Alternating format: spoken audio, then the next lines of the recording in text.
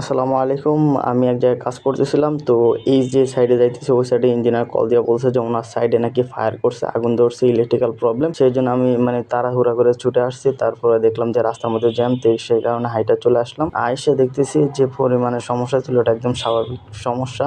এটা হচ্ছে একটা মোটরের সকেটের লাইনে ফায়ার করছে হয়তোবা লুজ কানেকশন থাকার কারণে। তো আমি খাবারটা খুললাম, খোলার পরে দেখলাম যে ভিতরে সাইনা সিস্টেম করে রাখছে।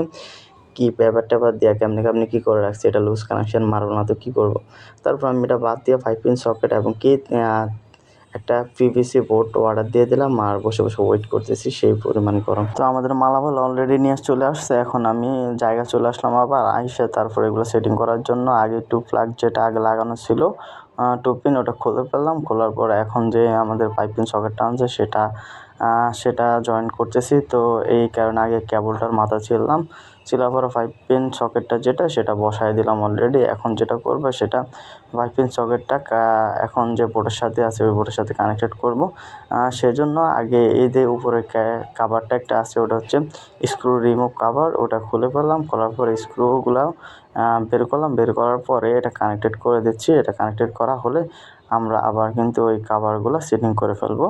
তো এই তো করা শেষ। তো এখন কাভারগুলো সেটিং করে ফেলতেছি। কাভারগুলো সেটিং হয়ে গেছে অলরেডি।